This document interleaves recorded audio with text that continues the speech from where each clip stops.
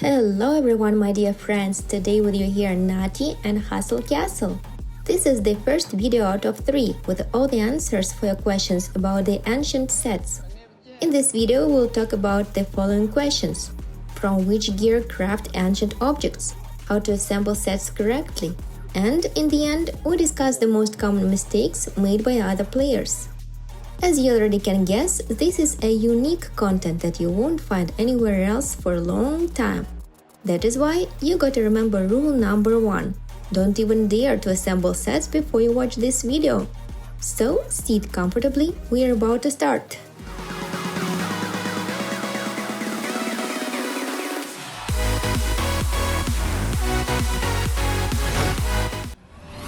Question number 1. From what to craft the ancient equipment? Let's look at the mage outfit. Right now, gems and effects are of no interest to us, we're gonna look at them later on. Now we're looking only at the characteristics. The point is, every piece of equipment has a restricted number of points, which are distributed to characteristics. In this particular case, these points are distributed among 3 characteristics, such as health, spell power, and dodge. If we take another mage outfit, we will see that part of these characteristics went from spell power to health. So we've got a very low spell power here, but the health index is otherwise increased. Here is the third example. This mage outfit has only 2 characteristics, and both of them are of good value. This is the best possible type of mage outfit. And if the difference in characteristics is not that significant at the 10th throne hole, when crafting ancient equipment, this difference becomes critical. Let's take for example an oracle set and see how these characteristics will be changed when we craft an ancient outfit. For our convenience, let's take the maximum values. So we take the first mage outfit that we were talking about in the very beginning. The maximum health that we can get is 114,000. 54,000 of spell power and 4,600 dodge. Now let's see how the second outfit gets transformed. The maximum health that we can get here is as high as 132,000. The health value has increased by 19,000, but the spell power has decreased by 16,000. So originally the difference in spell power was 6,000 and now it's already 16,000. Now let's take the third outfit, which I personally consider to be the best in characteristics. Here we can get as much as 132,000 of health and 55,000 of spell power. These are exactly the most needed characteristics for a mage. To get that, we only need to sacrifice 5,000 of dodge, which most likely will not save the mage in the battle. We can notice the same thing also with weapon and with souls. As you can see, the odd characteristics can significantly decrease the value of the main and most important characteristics. That is why, when crafting ancient objects, you need to pay attention not only for the effects of the objects, but also for their values, so they stay at the highest level. Now, if you think that searching for objects with good characteristics is the most difficult part, you are totally wrong. Let's take for example 2 ancient souls. The first soul was created by a player with the nick Crazy, the second soul by a player with the nick Viktor. Just look at the difference in values. Crazy's armor's level is almost 1500 points higher, and health value difference is even more considerable, 31,000.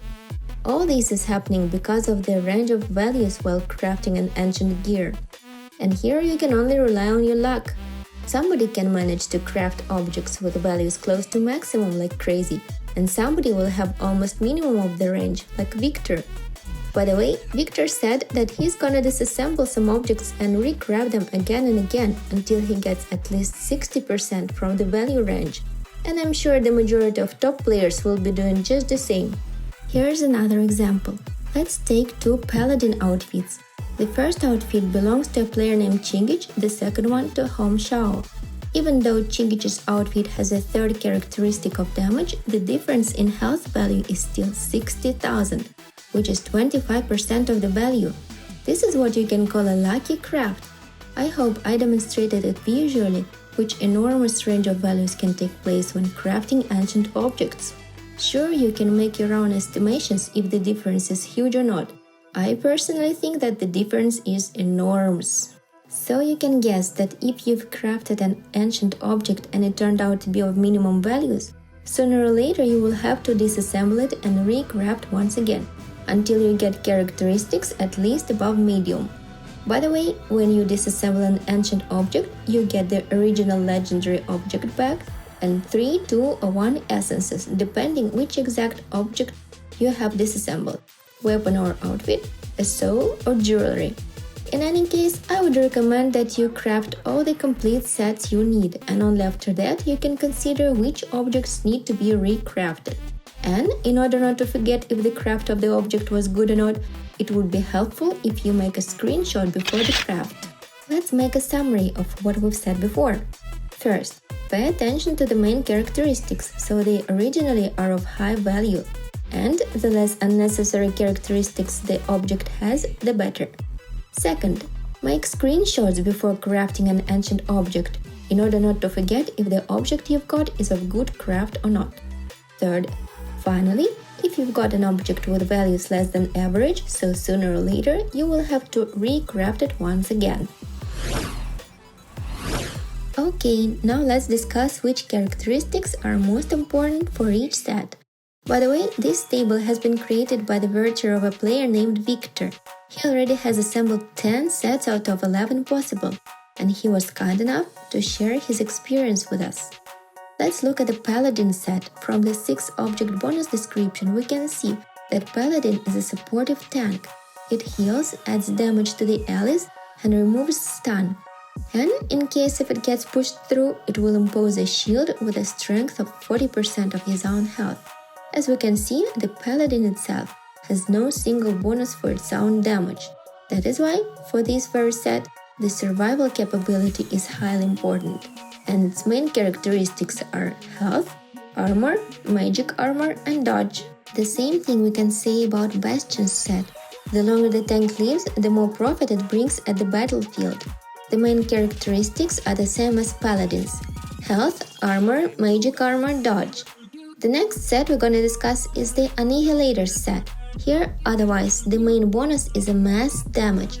By the way, the sooner the Annihilator deals 200,000 damage, the sooner its main bonus takes effect. Together with that, we don't forget that this is a fighter of the first line, and when it gets killed, it deals damage distributed among all the enemies. The amount of damage depends on the Annihilator's health. That is why the Annihilator's main characteristics are health, damage, armor, and mage armor. Now, let's look at the next set, the Shadows set. The main bonus is always in effect when the fighter deals a critical hit. So, the more often the critical hit is made, the more damage the Shadow will deal.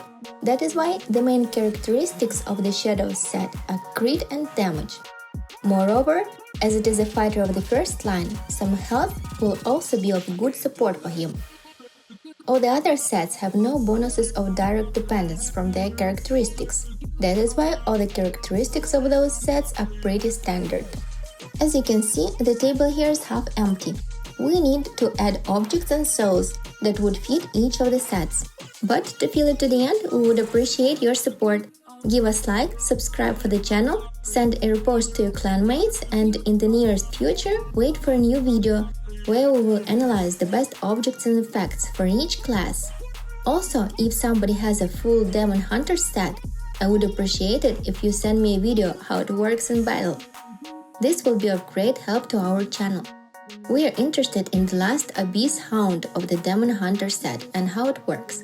The email where you can send the video is in the description below. In the end, let's answer the question how to assemble sets to make your squad more powerful. Is it better to get one whole set or to craft sets in parallel?